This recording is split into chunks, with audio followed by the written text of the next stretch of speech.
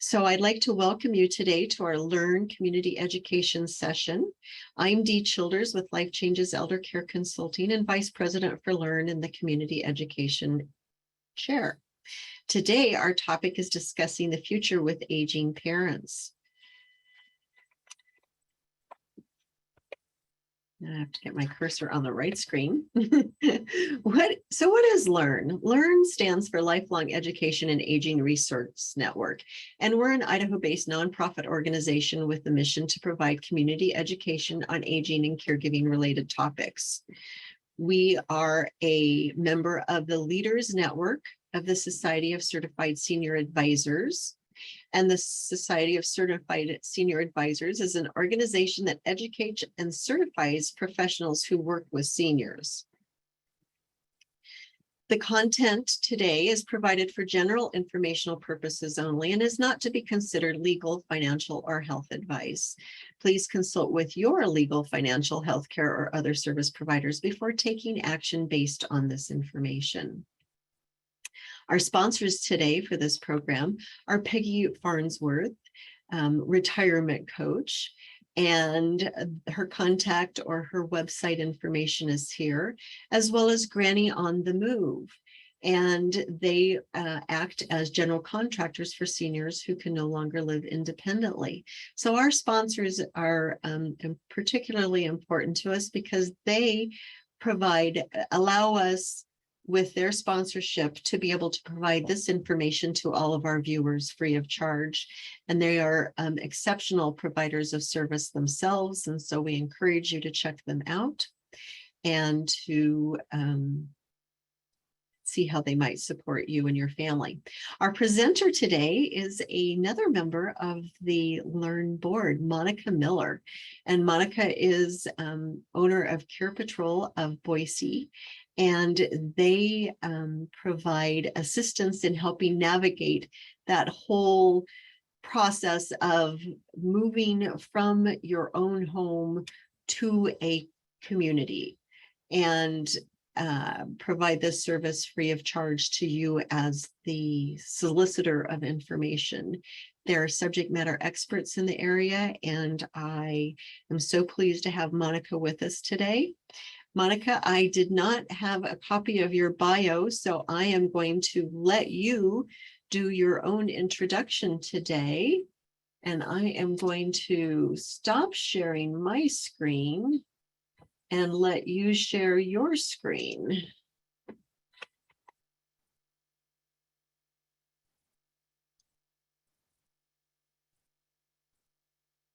Well, that's not quite what I want. I'm going to stop sharing. So Monica, take it away, please. Let me just pull this up. Give me 1 second. All right. Can you see? Okay, perfect. So like Dee said, my name is Monica. I'm co-owner of CarePatrol of Boise. My background is in nursing. I spent quite a bit of time just working with families, providing education, coordinating care, kind of in the public health and education sector. So really enjoying that and wanted to branch that off into helping seniors and their families navigate kind of this difficult, often difficult time transitioning to either downsizing or housing that has more 24/7 care.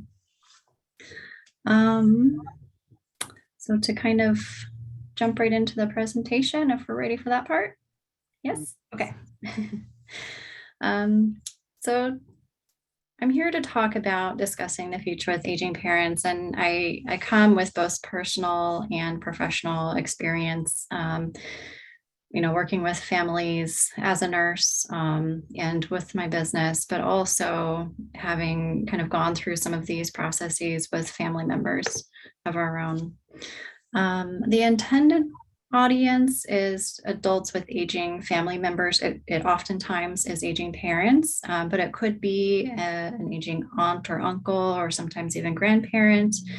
On the flip side, it could also be you yourself as an aging adult, and how to maybe have these conversations or understand the and recognize the importance of having them with your younger family members to kind of help coordinate all of the things that need to happen as you age. What I hope that you can get out of this talk is understanding the importance of discussing these topics with your aging family members and their future plans.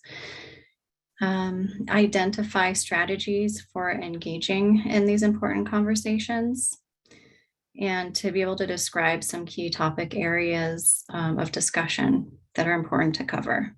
And those are just a few examples, but we'll get more into that as we go along. And feel free to jump out with any questions. I did save some time at the end for Q&A, but feel free to pop in if something comes to mind. So first off, why? Why is it important to discuss aging family members' future plans with them? Well, for starters, people today are living longer than ever before. And with advanced age often comes the need for extra support and care. Adults age 85 and older are actually the fastest growing segment of our population. And it happens to be that 58%, over half of this population, has some sort of disability, something that they need some extra help with. Meanwhile, as this segment of our population is aging, traditional caregivers are the middle-aged adults in the family, which today's standards, it means someone in their 40s, 50s, 60s. Sometimes I've even seen folks in their 70s caring for a parent in their 90s. So kind of someone who needs care, helping someone else who needs care, and just being able to try to help support each other. But this segment of our population that are caregivers often have demanding careers, busy lives of their own, raising their own families. It's a difficult balancing act. And it just kind of adds to that increasing responsibility of the well-being of their older loved one. And it can be tough to manage. So hopefully some of this information will kind of help understand how to navigate some of those things. And just to recognize what caregiving looks like these days and who caregivers are, 80% of caregivers are women, and on average, they spend 18 years of their lives helping. This is a difficult challenge, and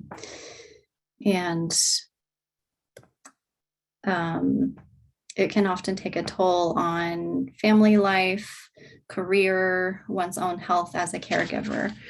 So it's just as important to set the stage for your own well-being as it is for setting it up for your loved one's future.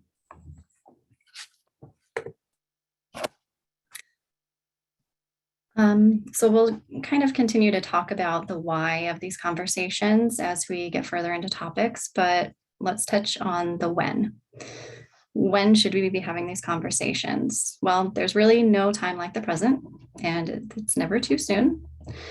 Growing older does not automatically bring incapacity, but when aging and ailments start to take a toll, the physical and cognitive changes can come on quite suddenly.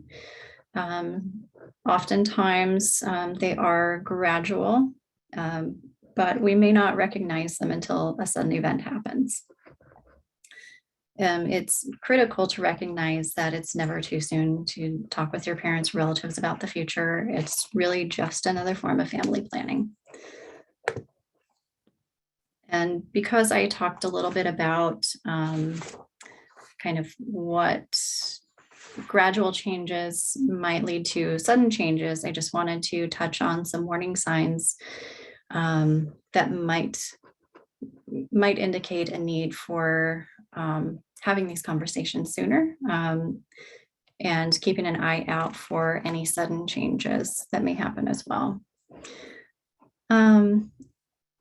This is just a handful. There are many, many kind of red flags or little things to notice over time. It's just important to kind of keep track of little things that are happening, and then notice any patterns or trends as you go and reach out to the proper resource for more information. If you don't live near your aging family member, you might need some assistance in looking for the warning signs.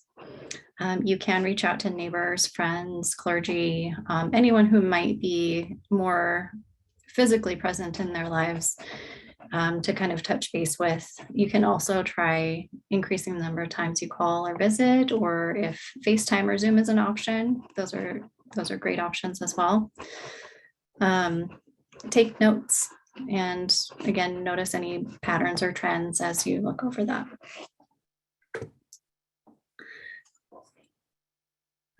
So as far as topics to discuss, this is just kind of a general overview list of areas you might want to cover.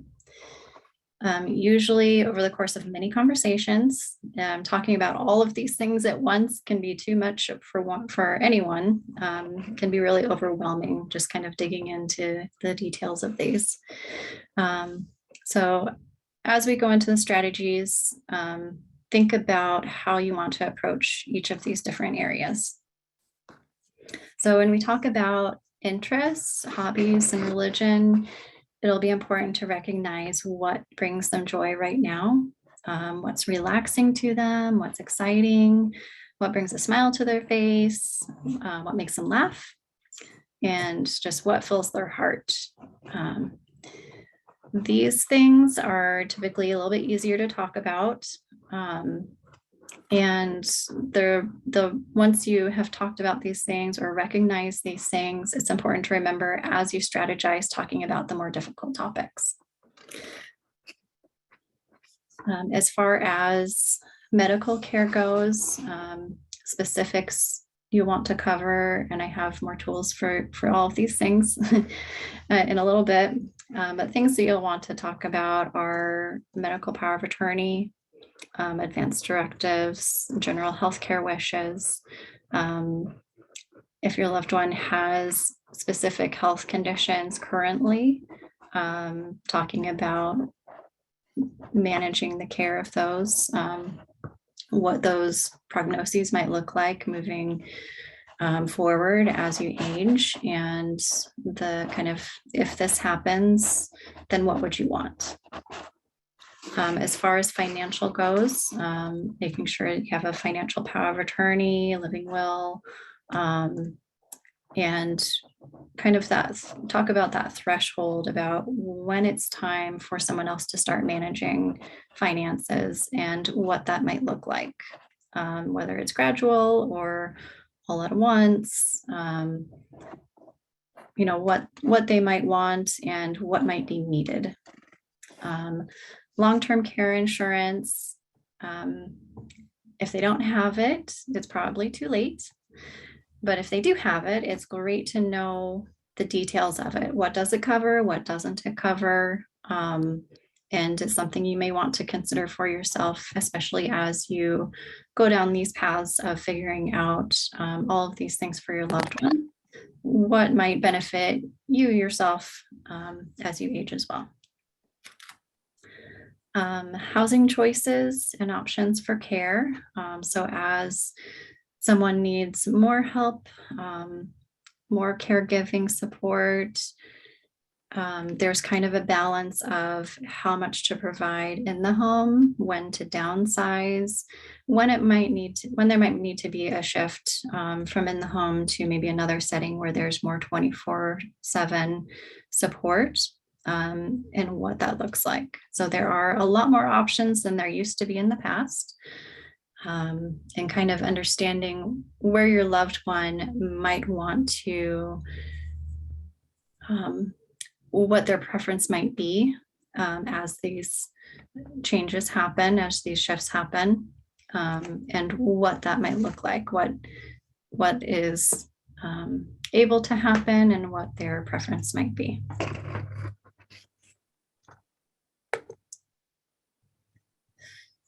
So as far as strategies go, not every strategy or tool will work for everyone.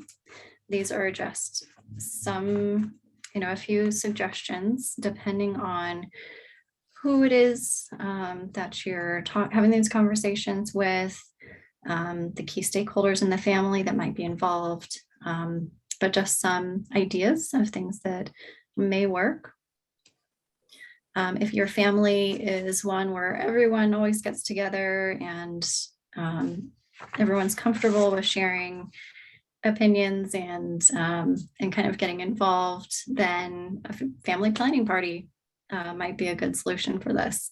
Everyone come in, bring a potluck, and grab some of these tools that can help, and everyone just have a more organic conversation about some of these things.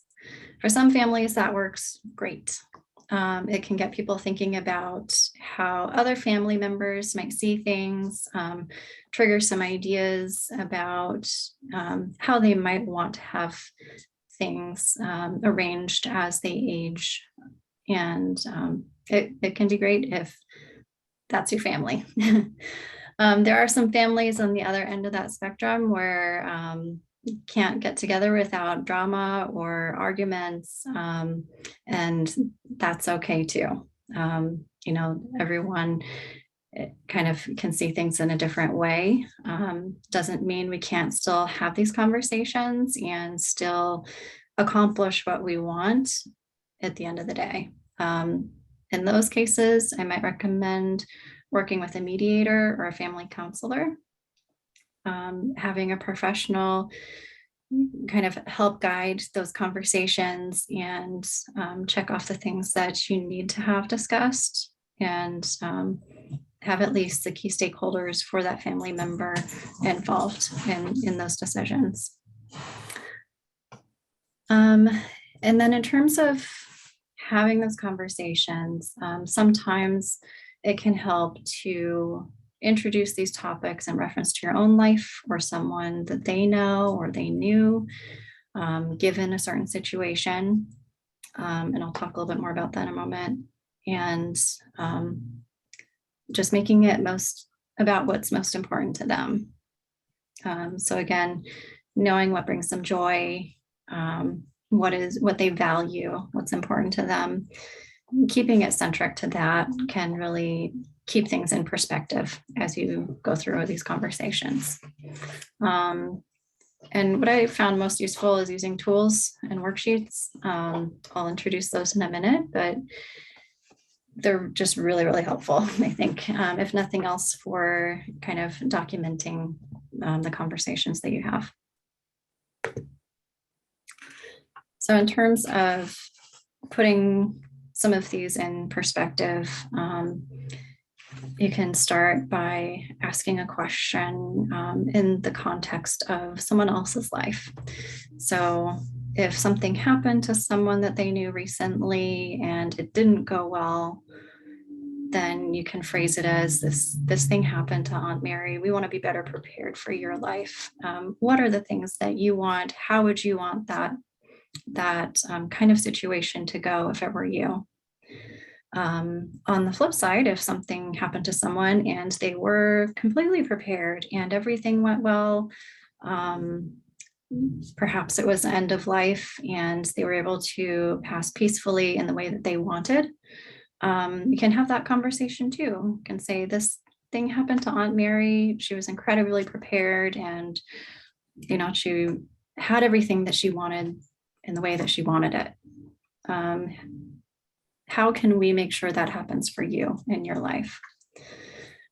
Another way to do it is to kind of put it in context of your own life, especially if you're in the earlier planning stages. If you're setting up things for yourself, setting up a healthcare proxy, you can say, I've just started doing these things. I have these papers together for myself. Do you have these? If you do, where are they, or what are the details of that? Sometimes parents are willing to share that. Sometimes they're not, but if they don't, that's okay. We can respect that. Just know, where can I find this, or who would know about this if something were to happen? That way you have that peace of mind that, okay, this is already done and this is how we get access to it if or when we need it.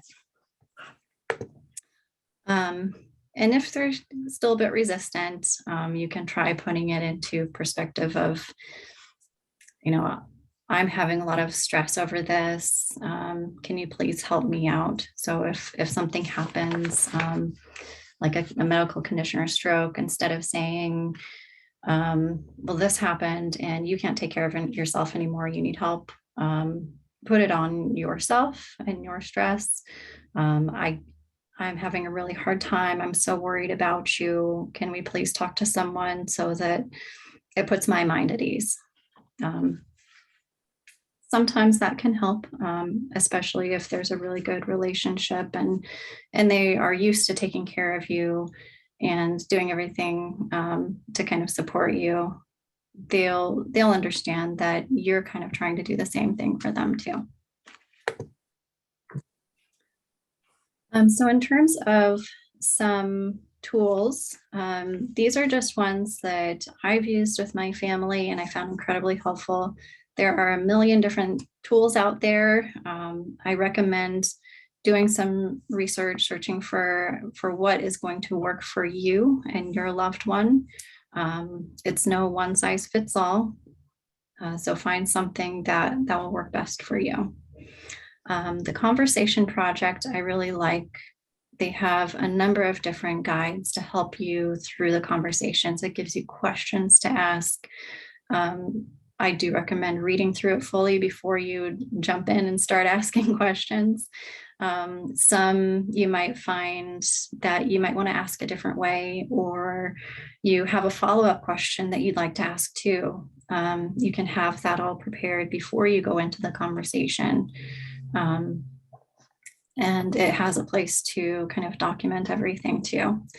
So the handout that I have for this is from the Conversation Project. It's their general guide, which I found incredibly useful. They also have a lot of great tips in having these conversations too. So I do recommend this organization if you are kind of trying to figure out how to start.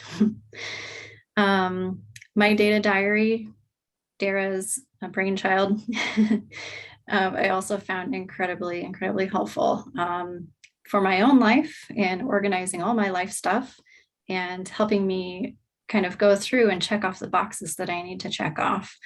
Still going through it. There is a lot there, but focusing on the most urgent things that we need to address, and then kind of going from there. But it was a great tool to get started with my family and just say, I'm working on this. How about we work on this together? This is all information that would be really helpful for all of us to know should something happen to any one of us. So really excellent tool, and really great conversation starter too. And then again, stressing the importance of caregiver support, making sure that you are taken care of and that you have the tools that you need as a caregiver, or if you are an aging loved one with caregivers, giving them some tools to help them take care of themselves as well, setting proper boundaries, other supports that they might need through this role and the responsibilities, and kind of navigating things as they change too. And then as far as when you're having these conversations, so a lot of aging parents, their children don't end up playing an active role in that planning process. A lot of planning happens beforehand, and which is great if the planning does happen, things are in place, and then at least that those things are in place. The conversations are still important to have so that you both have an understanding of what the expectations are should something happen, or as aging continues and changes happen, what are the preferences?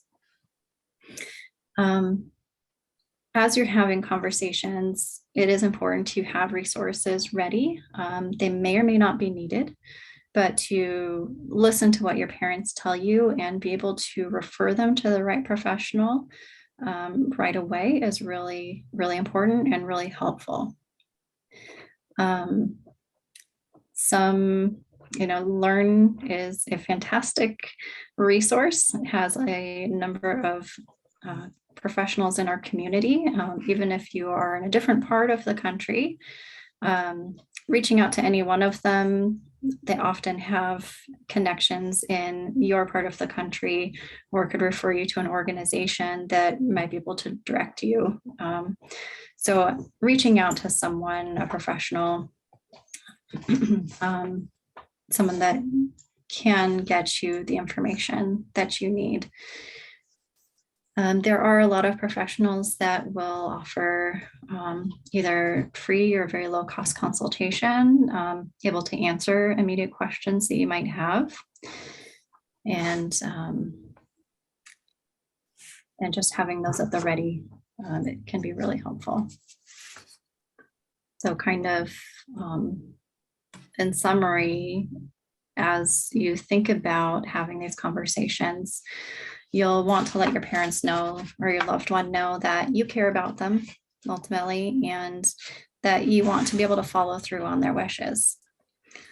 Remember to lead with empathy and practice active listening, and choose the right conditions. So if there's something that they enjoy doing and it's a tough conversation, you might want to try to do it in that setting, or something similar. Like if they enjoy having lunch every now and then, maybe having one of these conversations over lunch might make it a little bit easier.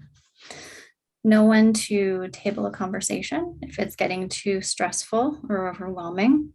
At the same time, know when to gently persist. If you don't talk about it, doesn't mean it just doesn't disappears. It's still something that needs to be talked about. Keep it positive and provide encouragement. Can say, I know this is hard to talk about, but we'll get through it together.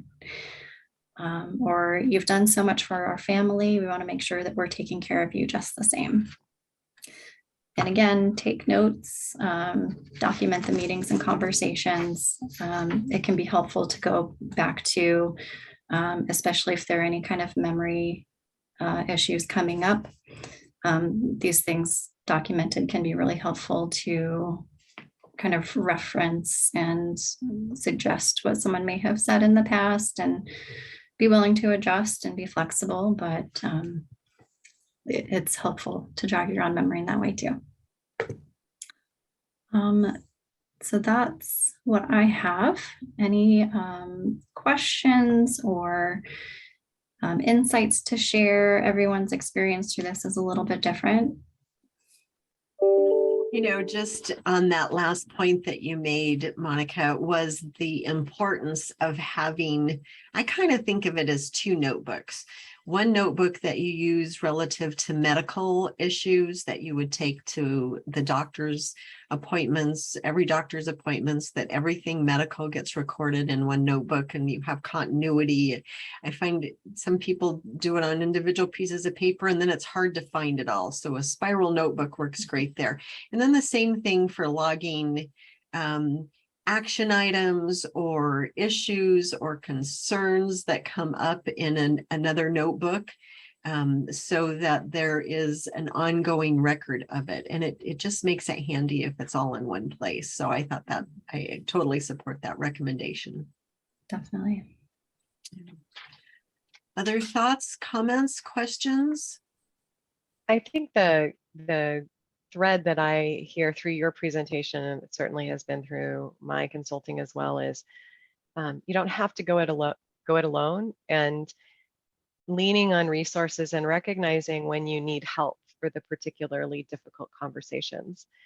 Sometimes families don't have the tools and have so much history, with their relationships, that they can't effectively have these conversations by themselves. And sometimes, leaning on that mediator or the consultant who can come in and both help the conversation, but be the objective outsider, is valuable. It's valuable to the entire family. And I've seen it time and again that having that professional advisor from whichever realm makes sense for the topic at hand often diffuses the emotional energy in the conversation and allows for a more practical and deliberate conversation. And so just don't ever underestimate the value of that professional advisor for either, a point conversation or an ongoing engagement to really help you navigate the terrain. It can save you emotional exhaustion and, time and money as well, depending on this topic. Definitely. Frustration. I know with my own parents, it doesn't matter. You're the child, their child, whether you're 6 or you're 66. And sometimes it's just really hard for parents to allow the adult child in to help facilitate and guide, and sometimes at a certain point in time make decisions. So I echoed Dara's thoughts there that bringing in other professionals can make a huge difference because they're not related. They're not the adult child.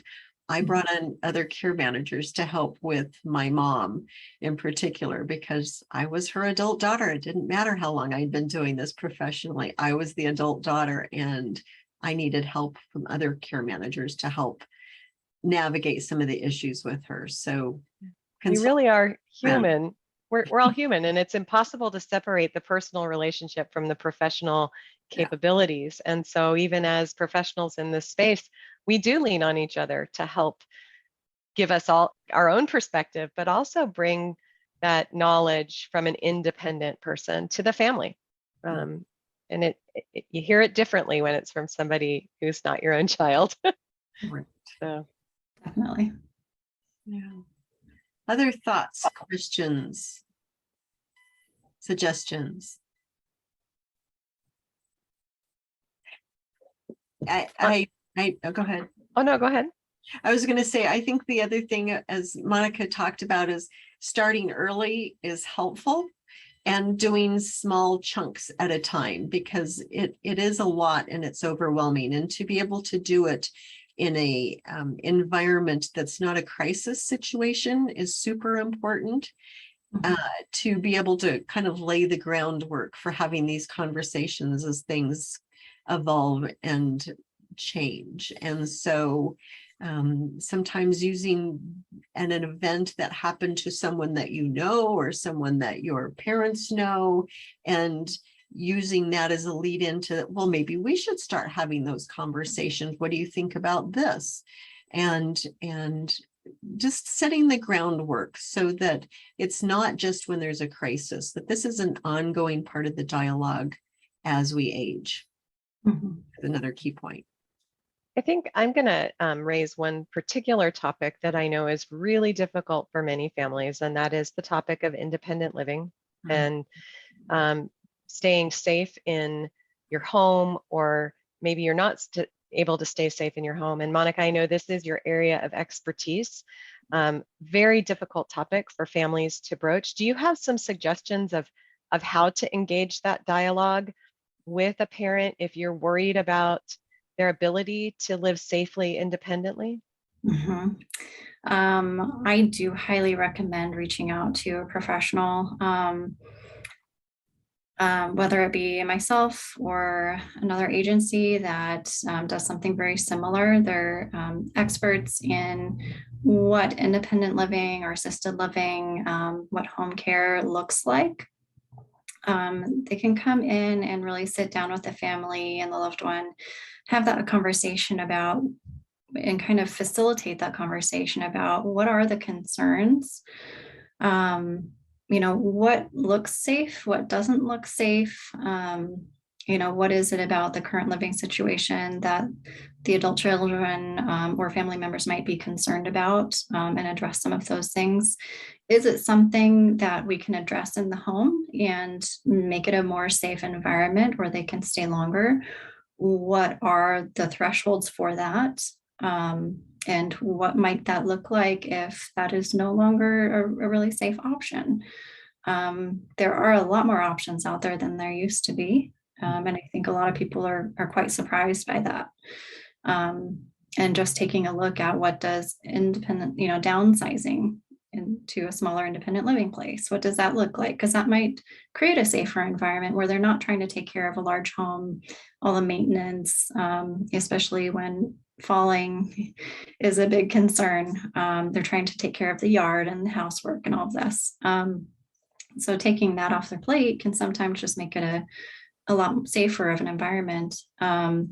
If they need caregivers in the home, how much is that getting too expensive because they need more and more and more?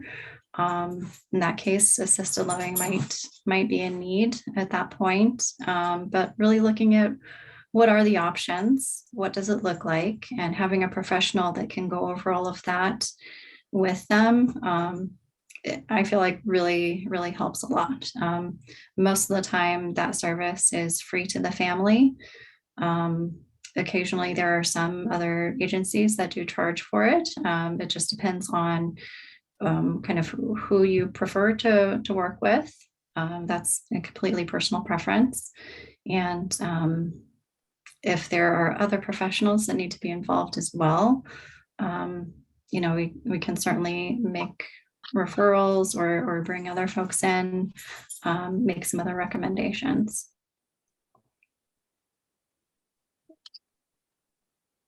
Okay, thank you. Thank you. Other thoughts, questions, comments? I think the last thing I would say is a lot of the stress comes from the fear of the unknown or the fear of the known. And the challenge is that fear of the known is often based in knowledge that was gathered 30 years ago or 20 years ago or 40 years ago when someone they loved aged and went through a process. And so much has changed, just like you said, Monica. There are so many additional options for living situations. There are so many more options for care, and things look so different than they did 20 or 30 years ago. And so when you only have your own frame of reference, the thing I would say is education is key to everything, and making sure you understand all of your options, whether it's living situation and make sure your parents understand all of their options, because when they understand the realm of opportunity, the thing they feared most may not even exist anymore. It may not be the reality anymore. And so I just go back to the reason we're all here today, the reason the professionals in this community are committed to learn, is that education is the basis, starting with the best knowledge you can, and then reaching out to the professionals who can help you and serve you to make the best decisions possible. Ask and look for those resources. Excellent points. Thank you, Dara. Monica, are you seeing my screen or your screen still? I'm seeing my screen still. Okay, perhaps you would stop sharing for me. There you go. And now are you seeing my screen, the thank you screen? Yeah. We are. Excellent. I just love it when a plan comes together. Sorry, got a little printer thing going on right now. I would like to thank our speaker today, Monica. Thank you so much for all your valuable information, your service to learn and to our community at large. Thank you for just being a part of making a difference. I would also like to thank our partners today, our sponsors, Peggy Farnworth, retirement coach, as well as Granny on the Move. If you are signed up for our session today, you will receive an email inviting you to join our mailing list. And in order to join the mailing list, we ask that you confirm your desire to receive that information about future free community education. We don't just add you. If you don't get something in the next couple of days, please check your junk mail for your invitation, as well as the notice about this presentation being posted. Upcoming events, we have Signs of a Scam will be the last one in September.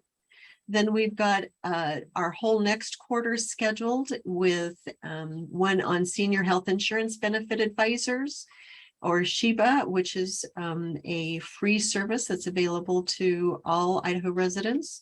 Navigating the Medicare appeals process will be very important and interesting. Managing your mental health during the holidays. Who of us doesn't need help there with the stress and additional activities that go on? Tech devices for older adults. We thought this would be really helpful and important in terms of what kinds of things are out there technology-wise, and maybe they would serve as great Christmas or holiday gifts for your older adults in your life. And then our last live session for 22 will be an overview of durable medical equipment options and just what is DME and how do you go about getting it. So with that, we would also like to invite you to consider donating to the Learn mission. We are a 501c3 nonprofit organization, and if you find the information that we provide to you valuable and would like to add us to your contribution plan, we would love to be the recipient of that to help with the infrastructure and the support of Learn's mission going forward. So with that, I thank you all very much for participating today and being with us, and have a great week.